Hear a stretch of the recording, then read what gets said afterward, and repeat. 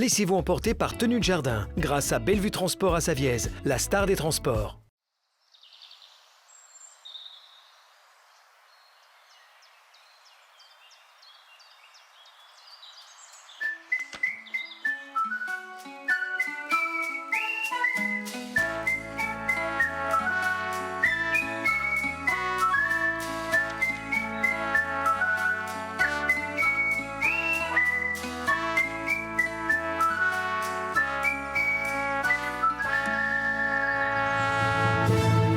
Votre émission verte qui va vous en faire voir de toutes les couleurs. Ravi de vous retrouver en ce mois d'octobre pour un Tenue de Jardin spécial arbre fruitier. C'est maintenant le bon moment de récolter les fruits, en tout cas pour la plupart des fruits de garde. Comment les planter, les tailler, les entretenir pour avoir de beaux et bons fruits, c'est ce que vous allez retrouver dans ce magazine tout en vitamines. Alors si vous n'êtes pas en tenue ou dans un verger, rejoignez-moi en Tenue de Jardin. Je suis sur le domaine de la famille Calo-Ivieco, à la colline de Daval, à Sierre. Et à mes côtés, charpenté comme un pommier, Greg Udry. Salut Greg. Salut Christophe. Je sens que c'est la bonne période pour planter les fruitiers. C'est en effet la bonne période, maintenant en automne. Quoi qu'il n'y a plus vraiment de période, puis c'est des plantes en pot, oui. On l'a déjà dit.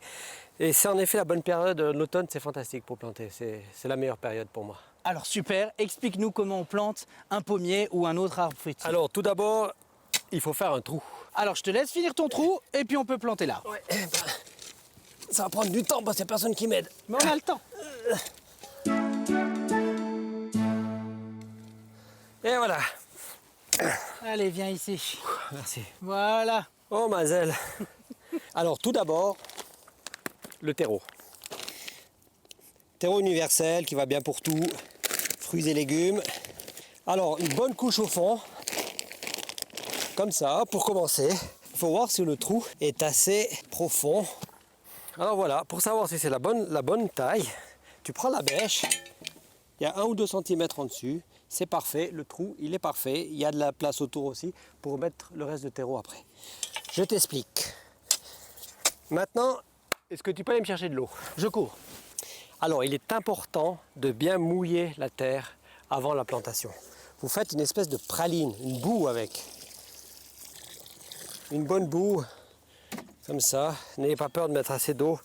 Ensuite, remuez un petit peu avec la terre du fond, amenuisez un petit peu la terre du fond pour que les racines prennent bien après tout de suite autour. Tu prends ton arbre, tu vois que les racines commencent à sortir, il y a des belles racines blanches, tu peux enlever le petit disque qui servait à empêcher la mauvaise herbe de pousser. Et puis ensuite, il faudra gratter un petit peu. Je ne vais pas faire avec ça parce que ça va trop abîmer l'arbre. Tu grattes un petit peu tes racines pour les faire sortir. Pas trop non plus parce qu'il ne faut pas abîmer les racines. Un tout petit peu comme ça, tu vois sortir les petites racines. Ouais. Voilà, tu fais un petit peu tout autour, un petit peu au fond aussi. On appelle ça aussi déchignonner. On appelle ça déchignonner exactement. Ensuite, tu le mets dans ta praline. Regarde. Le terreau que j'ai mis s'accroche autour, ça va lui faire une bonne enveloppe de départ pour que ses premières radicelles puissent partir dans la terre. Puis là c'est succès garanti. Ensuite, ne pas oublier le tuteur. Ici c'est un tuteur en métal, tu prends le tuteur en bois, c'est complètement égal. Quelques petits coups de bêche pour le faire rentrer un petit peu dans la terre. Là, ton tuteur, normalement, il doit être, comme le vent vient de là, je vais le mettre sur l'arrière, comme ça, légèrement de biais, contre le tronc. Là, il est parfait. Ensuite, tu prends les restes de ton sac. Ici, c'est un sac de 20 litres, donc c'est parfait pour ce volume-là. Tu recouvres avec le reste du terreau. De toute façon, qu'il y ait trop de terreau ou pas assez, le terreau, c'est de toute façon bon. Donc, autant en mettre assez. Tu l'étales bien autour. Et ensuite, quand le terreau est bien autour, eh ben, tu remets la terre. Après, on doit tasser la terre. Bien tasser la terre tout autour pour que les racines se collent bien à la nouvelle terre. Tu dégages le tronc et tu crées la petite rigole tout autour, comme ceci. Voilà. Pour pouvoir laisser l'eau, en cas de pluie, l'eau reste autour et ne va pas ruisseler chez les voisins. Maintenant, Christophe, tu remets un petit peu d'eau autour, le reste de l'eau, Voilà, bien l'arroser après à la fin. Et moi, je vais commencer la taille. Alors, pour la taille, le plus important, là, on parle vraiment d'un arbre d'ornement et puis pas un arbre de culture. Donc, on va le tailler simplement, comme il faut. Donc, ici, on va sélectionner ces 3 branches ici, par exemple. On va les tailler un petit peu et ça sera nos 3 branches charpentières. Et les branches du tour, autour, donc, on va sélectionner 3 autres branches plus bas qu'on va couper à 45 degrés. Tout autour, à 45 degrés, c'est déjà un arbre qui est déjà bien fort. Donc le but, c'est vraiment d'égaliser la surface de l'arbre. Il y a les 3 charpentières au début, 45 degrés, les 3 autres dessous. Et ce qui est important maintenant que je vais faire, c'est que je vais nettoyer l'arbre, ça veut dire que je vais l'éclaircir. Je vais enlever toutes les branches qui poussent vers l'intérieur pour faciliter celles qui poussent à l'extérieur. Et avec cette méthode de plantation et de taille, est-ce qu'on est sûr d'avoir des fruits l'été prochain? Alors là, on aura des fruits garantis l'été prochain puisque c'est un arbre fruitier déjà de 3 ans. C'est un arbre fruitier basse-tige. Basse-tige, pourquoi basse-tige? Parce que c'est plus facile à ramasser les pommes après.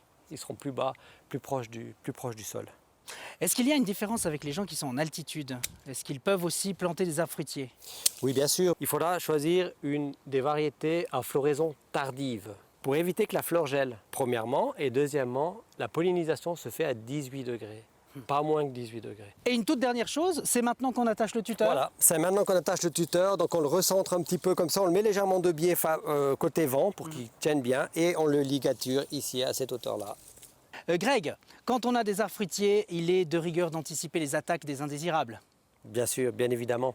Alors, on s'y perd un peu avec tout ce qu'il y a dans le commerce. C'est pour ça que j'ai mené mon enquête pour savoir quel est l'indispensable qu'il vous faut avoir pour éviter les mouches à fruits. Je me trouve dans un rayon que l'on connaît bien quand on est dépassé par les ravageurs, les pièges et traitements pour insectes et indésirables. Je ne vais pas tourner autour de la bricotier avant de vous dire quel est mon indispensable pour l'extérieur. C'est le fameux piège croisé jaune ou piège collant jaune. Il fonctionne sur le principe que la couleur va attirer les insectes à lui et la surface collante va les piéger. Dans nos intérieurs aussi, il existe des pièges qui fonctionnent sur le même principe.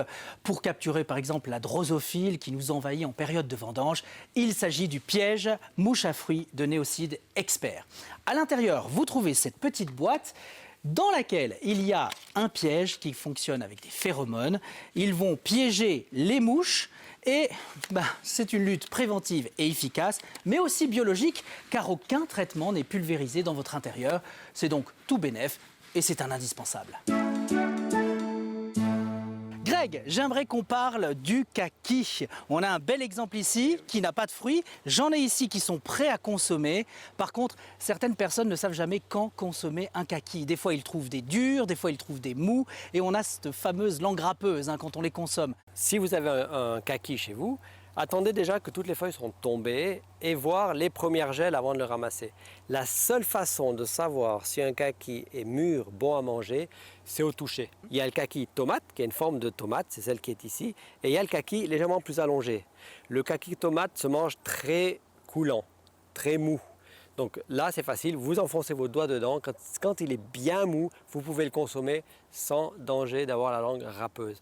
Le kaki allongé, il a une chair un petit peu plus ferme, mais même en touchant, quand le doigt s'enfonce un petit peu dedans, ça veut dire qu'il est prêt à manger. J'ai trouvé un arbre fruitier qui fait des fruits juste merveilleux. C'est l'argousier et c'est Titi les papilles. Je vais te proposer de déguster ces fameuses baies d'argousier. Je le rappelle, non, la baie. La baie. Ça. Et je le rappelle, faites attention, soyez sûr qu'il s'agit de l'Hypophae Rhamsoides. avant de le consommer. Non, tu me fais peur. C'est goûteux, Greg. c'est goûteux. C'est bon, goûteux. c'est goûteux. C'est goûteux. Il y a un petit goût de vitamine C, parce que c'est riche en vitamine C. C'est vrai. Ça ressemble C'est un vrai. peu à l'orange. Et c'est drôle que tu me dises pas que c'est très acide. C'est assez acide. Attends, je vais Attends, reprendre. non, je te propose, moi je le déguste comme ça. J'ai fait une petite compotée, coin, pomme, poire de la maison. Et je te propose donc d'en mettre 2-3 dedans et de manger avec. Alors hop, tu mélanges et puis vas-y, goûte-moi ça. Ouais.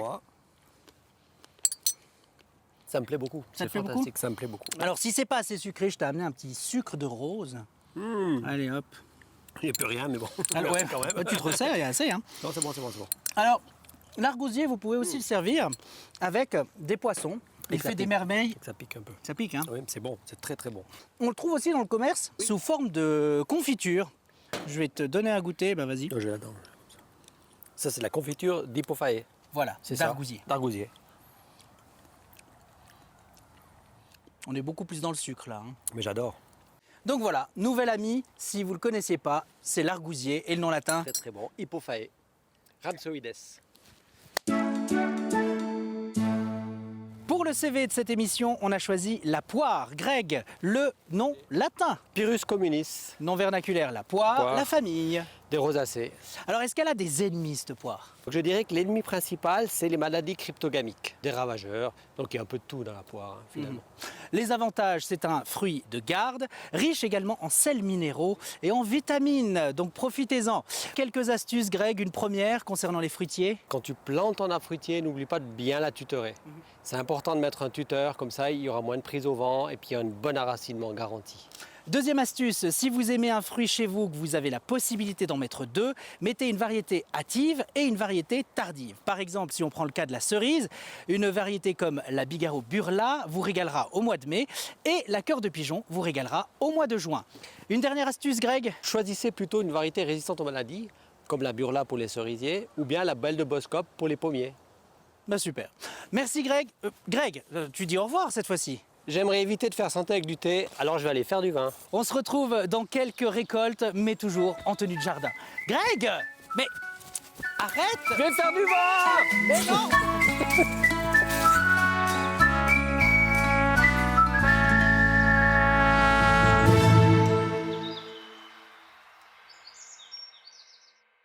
Vous avez regardé Tenue de jardin avec Bellevue Transport à Savièse, la star des transports.